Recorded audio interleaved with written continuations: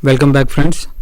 As you are aware, today we are dealing with a very important subject specialty, that is nephrology, and we have requested upon the experts from one of the premier institute in the country, that is Sir Gangaram Hospital, to do the deliberation and presentation on this subject.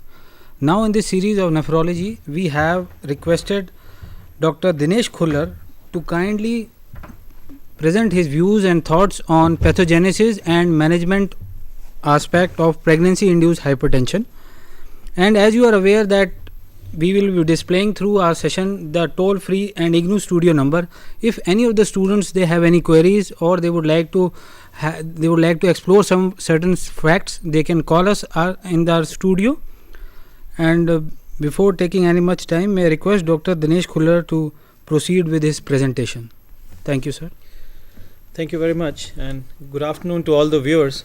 I'm going to talk on a very common entity, which is pregnancy induced hypertension. And since kidney has a big role to play in the pathogenesis of pregnancy induced hypertension, that is the main reason why I as a nephrologist am addressing you this afternoon. Well, when we talk of hypertension in relation to pregnancy, four main things come to mind. And the first being, is it pregnancy induced hypertension, which could further be subclassified as preeclampsia or eclampsia? Is it chronic hypertension, which has gone on during pregnancy as well? Or is it a chronic hypertension, which could be a primary or a secondary hypertension, which has now got complicated by preeclampsia? Or is it gestational hypertension? We'll come back to these entities in a short while. Talking first about pregnancy induced hypertension, which is either preeclampsia, which can further be either mild or severe, or the other, which is the more severe variety, which is called eclampsia, when the lady also has seizures associated with high blood pressure. Well, preeclampsia is a new onset of hypertension and proteinuria seen typically after 20 weeks of gestation in a previously normotensive woman. And the criteria are either a systolic blood pressure of 140. We must all remember that during pregnancy, the blood pressure actually tends to fall a bit. So even 140 systolic pressure is important, or a diastolic blood pressure of 90 millimeters of mercury, and a proteinuria of more than 300 milligrams or greater in a 24-hour sample. Well, the criteria for a severe form of preeclampsia, when you have a new onset proteinuric hypertension and at least one of the following. I'm sorry about the slide being busy, but if you have symptoms of CNS dysfunction, symptoms of liver capsule distension, some hepatocellular injury, or severe blood pressure elevation with associated thrombocytopenia, proteinuria, oliguria, some fetal growth restriction, pulmonary edema, or even a CVA, these are the pointers toward the possibility of severe preeclampsia. And the various risk factors are a nulliparity, which means a primary gravita, preeclampsia in a previous pregnancy, if the age at the time of pregnancy is more than 40 years or less than 18 years, there is family history whereby the mother of the patient also had PIH, chronic hypertension, chronic kidney disease, antiphospholipid antibody syndrome, vasculitis, diabetes, multifetal gestation, high body mass index. A male partner whose previous partner had a preeclampsia also has been shown to increase the risk factors of preeclampsia. Talking about the clinical manifestations, the hypertension occurring in a women who were normotensin prior to 20 weeks of gestation, and as I've already highlighted, even 140 is good enough to label these ladies as having hypertension. A diastolic of more than 90, but it is more important to remember that there is the degree of rise over the baseline is also very important, and one must exclude white coat hypertension before labeling the patient as having pregnancy induced hypertension. Preeclampsia complicates 10 to 20% of all pregnancies. The hypertension complicates 10 to 20% of all pregnancies, out of which preeclampsia accounts for 3 to 14%, and out of these 75% are mild, where you do not have much to be concerned about, while 25% preeclamptic ladies also can have very severe manifestations. Chronic hypertension, which was pre-existent and continues during the pregnancy, accounts for about 3%, while gestational hypertension takes care of 6%.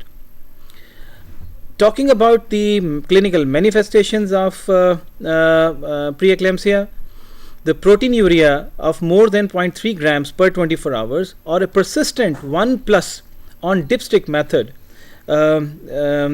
is the hallmark. Both size and charge selectivity of glomerulus barrier are affected. Well, there is an entity whereby you have hypertension but no proteinuria. Here you will have to have a very close follow-up because proteinuria may develop subsequently. Gestational hypertension, although it's typically seen rather late in the course of pregnancy, at times it can occur early, and if it occurs very early, can also get complicated by preeclampsia.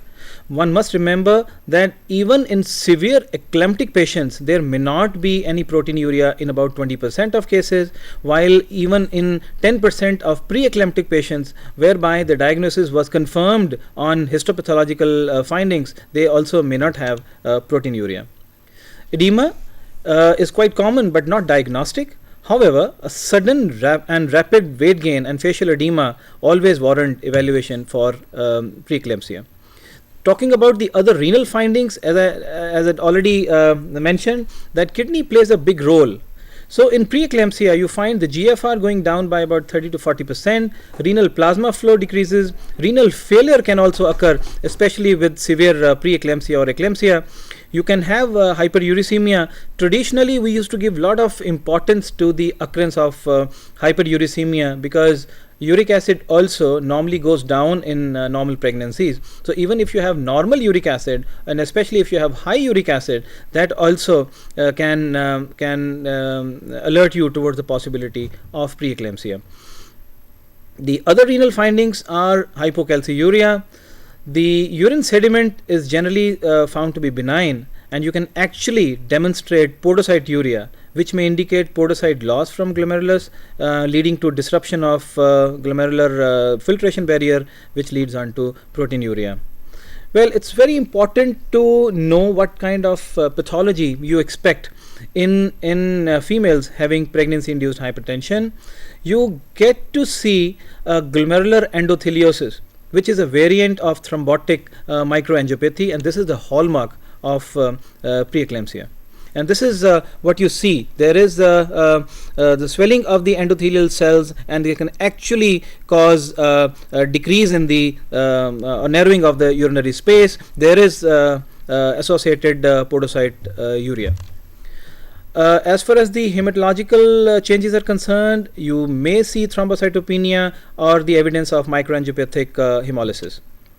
These are the kind of cells, the typical showing microangiopathic smears, and even you can come across helmet cells as an evidence of microangiopathic hemolytic anemia. The various organs which can also get involved are liver, CNS, heart, and in severe cases you can even get pulmonary edema. The fetal complications can be in the form of either growth restriction, oligohydramnios, or abruptio placentae seen in 1 to 3%, or even preterm delivery.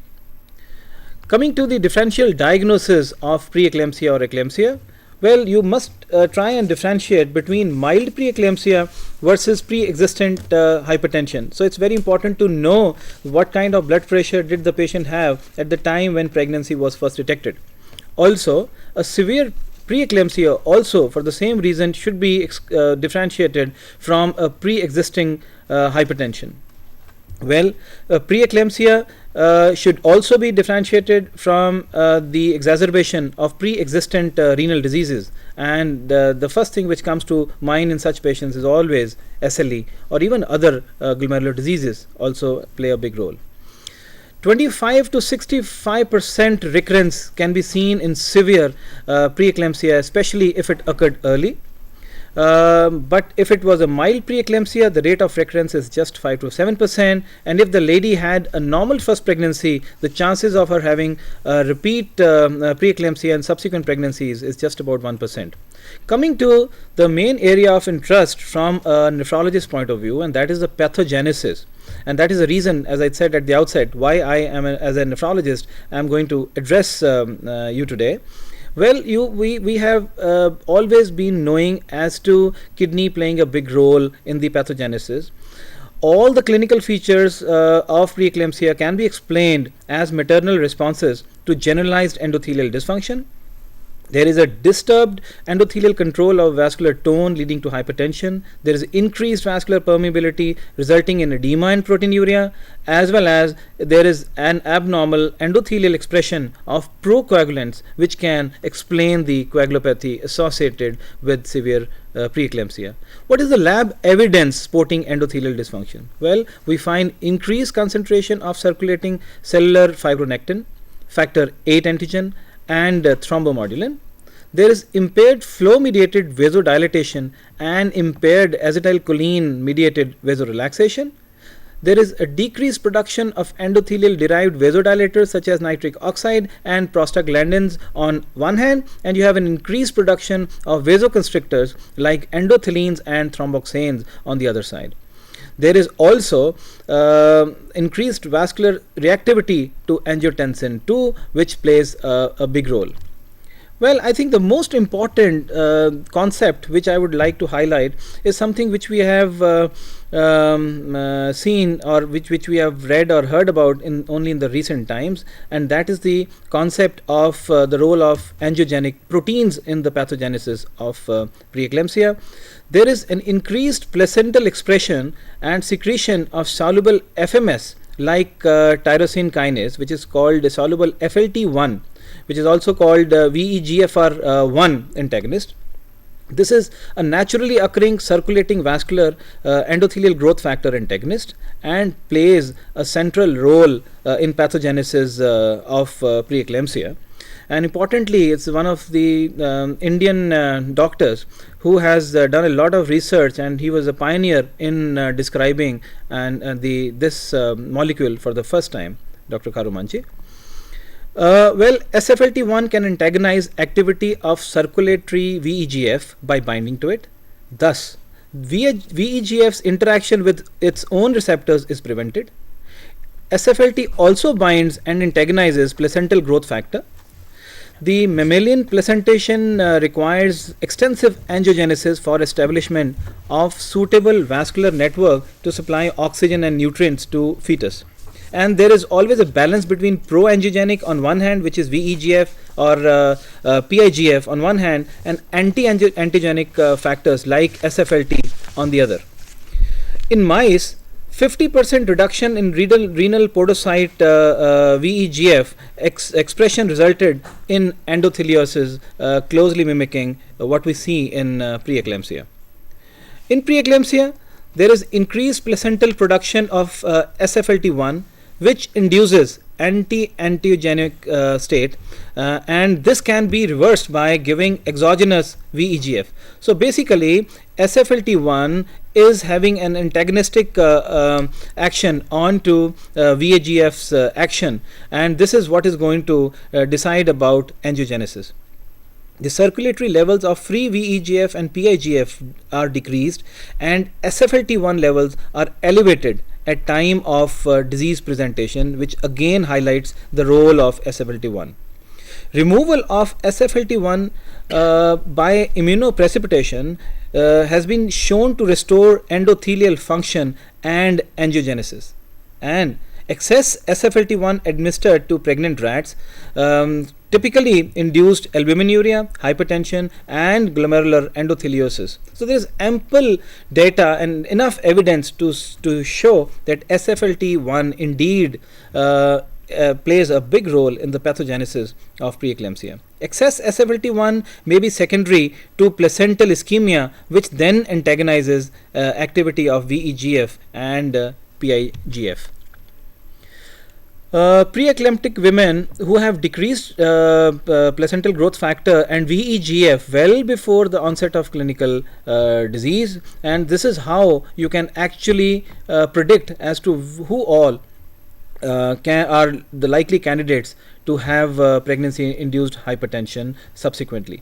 Changes in SFLT1 are predictive of subsequent development of preeclampsia, and the levels increase during pregnancy in all women, but the rise occurs much earlier in preeclamptics, which is typically seen at 21 to 24 weeks. So you can actually predict the subsequent occurrence of preeclampsia even at this stage. Well, there are significant differences in levels of SFLT1 which become apparent 5 weeks before onset of clinical disease. The levels of PIGF and VEGF which get antagonized by SFLT, their levels fall while there is a concurrent increase in the levels of SFLT1. The concentration of VEGFR1 is again SFLT1 is correlated with increasing severity of disease, and although the measurement of SFLT1 is still investigational, a lot of research is taking place in that direction. The measurement of urinary PIGF at the moment appears to be the best means of screening women to identify those at high risk of developing subsequent preeclampsia. Now as I've already highlighted, the role which SFLT plays in the pathogenesis of preeclampsia. However, the plasma concentration of SFLT1 protein needed to produce preeclampsia phenotype in rats is several folds higher than levels typically seen in patients with preeclampsia. Hence, there is a possibility that probably there is yet to be identified synergistic factor. Well, placenta-derived soluble antigenic protein, commonly referred to as soluble endoglin or SANG, appears to be another important factor. Endoglin and SFLT1 appear to contribute to preeclampsia via separate mechanisms. Endoglin is elevated in sera of preeclamptic women 2 to 3 months before clinical signs of preeclampsia. It correlates with severity and the levels fall soon after delivery. Endoglin has been shown to increase vascular permeability, and it also induces hypertension. And it is now commonly believed that probably endoglin potentiates the effects of SFLT1 to induce severe preeclampsia like state, including development of HELLP syndrome. So in a gist, both are important, SFLT1 in the pathogenesis, but probably endoglin is what potentiates the effects of SFLT and is actually correlated better with the severity of preeclampsia. There is also a role of trophoblast, and in preeclampsia we find that the cytotrophoblast infiltrates the decidual portion of spiral arteries, but it is not able to penetrate myometrial portion, which is important to maintain the channels. Thus, large tortuous vascular channels do not develop, and the vessels remain narrow, and they cause ischemia. And the placental ischemia, in association with immunological factors and genetic factors, play a big role in the pathogenesis. This is what is seen in the normal pregnancy, while this thing does not happen when you have the presence of SFLT or endoglin, and the angiogenesis does not take place, something which is has been very clearly highlighted by Karumanchi, the one who brought this concept of SFLT to us. Well, the placental ischemia, some immunological factors, increased sensitivity to angiotensin II, and genetic factors play a big role in the pathogenesis of preeclampsia. Any disease which predisposes to placental ischemia will also predispose to preeclampsia. Conditions which increase placental mass, especially like hydatiform mole or hydrops fetalis, also increase the risk of preeclampsia, while placental hypoperfusion becomes more pronounced as pregnancy progresses, and typically the pregnancy-induced hypertension is seen in the third trimester. Coming to the immunological factors, a prior exposure to paternal or fetal antigen is protective. So what we observe is that the risk of preeclampsia is about 12% in primary gravida, and if the subsequent pregnancy is with the same paternity, the risk is only 5%, while if the pregnancy is with a different paternity, the risk of preeclampsia increases to 24%. Also, the length of sexual cohabitation before conception is inversely related to risk of preeclampsia, and a prolonged exposure to paternal sperm has been found to be protective against preeclampsia. Incidence of preeclampsia has been found to be higher in women using barrier contraceptives, again because of the lack of exposure to the paternal sperm antigen. And preeclampsia is characterized by autoantibody abnormalities similar to those observed in organ rejection graft versus host disease.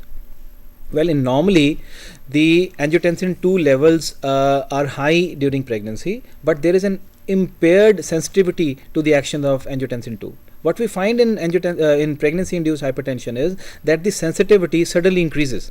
This may be related to increased bradykinin 2 receptor upregulation, and what we found is an increased sensitivity to angiotensin 2 leading on to hypertension. There are various genetic factors also which play a big role in this thing. We'll quickly go through the screening tests, and as I said, the more important would be the clinically useful tests yet to come, especially in the form of VEGF, PIGF, endoglin and SFLT1. So I think in due course of time, once we have the easy markers related to the pathogenesis as in relation to these molecules, we will have very effective tools to be able to predict as to who is likely to have preeclampsia. From the CPEP was conducted in 92 to 95 was used to see the levels of angiogenic factors in blood and urine, and the women who developed preeclampsia had lower levels of PIGF than controls. Well, we, as I also mentioned earlier, that we used to give a lot of importance to the occurrence of hyperuricemia. Well, this has not been found to be very, very useful, because uric acid and other similar tests, they are not very, very specific towards the possibility of preeclampsia. Well, a lot of debate on whether preeclampsia can be prevented, and whenever prevention of preeclampsia comes to mind, aspirin is the first thing which strikes us. In the large Italian trial, the CLASP study and the NICH trial, no benefit with aspirin could actually be convincingly demonstrated. In a large meta-analysis in high risk, however, a small decrease in the risk could be seen, and the Cochrane group showed modest but significant reduction in rates of preeclampsia. So what are the recommendations? Well, in low risk, probably aspirin has no role to play in prevention of preeclampsia, while in ladies with moderate to high risk preeclampsia, one must begin treatment at 12 to 14 weeks with low dose aspirin. Similarly, the ketenstrine is a selective serotonin 2 receptor antagonist, which in combination with aspirin resulted in significantly lower incidence of preeclampsia when compared to aspirin alone. While calcium supplements or antioxidants do not, or fish oil do not have a definitive role. How do you manage preeclampsia? Well, delivery is the definitive treatment. It also depends upon what is the gestational age at the time of when you are treating the lady, maternal or fetal condition of, at that point of time, and the severity of preeclampsia. Hypertension, I think we can skip this. The treatment of hypertension, for preeclampsia, bed rest. Some rest rather than strict bed rest, and preferably in lateral decubitus position. The indications for antihypertensive is controversial. Many physicians wait till BP values cross 160 of systolic, 105 of diastolic, beyond which everyone believes that the risk of cerebral hemorrhage is appreciable. However, this may be a very high threshold. Systolic BP is a better predictor of stroke, and treatment should be initiated at systolic blood pressure of more than 150. So this is generally the consensus, that one must initiate a blood pressure treatment at blood pressure of more than 150/90. But if you act early, probably you are going to cause some decrease in or some problems with the fetal maturity and growth. Treatment of mild hypertension does not affect prenatal mortality or prematurity. However, it decreases incidence of severe hypertension by 1/2 to 2/3. One must remember that 10 millimeter mercury fall in arterial blood pressure is associated with 176 grams decrease in birth weight of the fetus. So the consensus: no antihypertensives before 150 and 100. Initiate therapy between 150 to 160 of systolic and 100 to 105 of diastolic. But one may have to act early if the symptoms with which the patient comes with are attributable to elevated BP. So what is the choice of drugs? Very important. Traditionally and very commonly still, methyl dopa is the drug of choice. We begin in a low dose and gradually can go up to 3 grams per day. Labetalol also is a very useful drug. While if the blood pressure cannot be controlled with these two, we can use nifedipine, preferably in the sustained release forms. One must increase at 7 to 14 day intervals and should not exceed 120 milligrams per day. Well, 120 also would be very high for our patients, because these recommendations are probably from the Western literature, but generally we do not tend to go beyond 60 to 80 milligrams of nifedipine per day. Thiazide usage is controversial, and it can be used as long as volume depletion is avoided. But if you are not sure about the volume status, it's best to avoid diuretics. The BP goal is 140 to 150 of systolic and 90 to 100 millimeter mercury of diastolic. Beta blocker, coming to the breastfeeding mothers, beta blockers and calcium channel blockers can be used even though they enter breast milk, but they are still considered safe. Labetalol and propranolol are the preferred agents out of the beta blockers or combined alpha and beta blockers, because they do not get concentrated in the breast milk. If beta blockers are contraindicated, a sustained release nifedipine may be used, and ACE inhibitors, receptor blockers and diuretics are best avoided even for the breastfeeding mothers.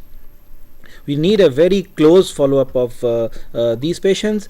The assessment for the assessment of fetal well-being, of fetal growth, antenatal corticosteroids are at times used, especially to promote fetal lung maturity. And for severe preeclamptic ladies or impending eclampsia, one always must use magnesium sulfate prophylaxis. Well, one must try to remember that magnesium sulfate has its toxicity, and the toxicity is related to serum concentration, and is seen that the deep tendon reflexes are lost at a concentration of 8 to 10 milliequivalent per liter of magnesium, and one can even get respiratory paralysis at magnesium concentration of 10 to 15 milliequivalents per liter, and more than 20 is lethal.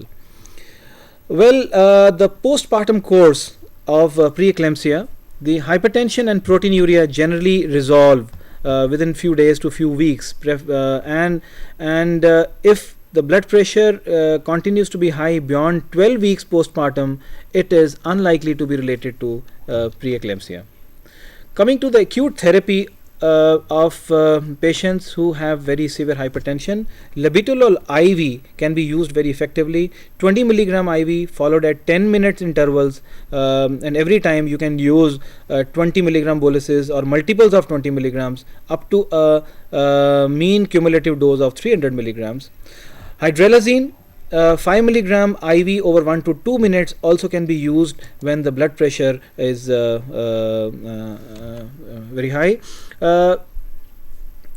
Calcium channel blockers, but one must be cautious in using the quick acting calcium channel blockers, and always sustained release calcium channel blockers like nifedipine should be preferred, and one must avoid using sublingual dosages of calcium channel.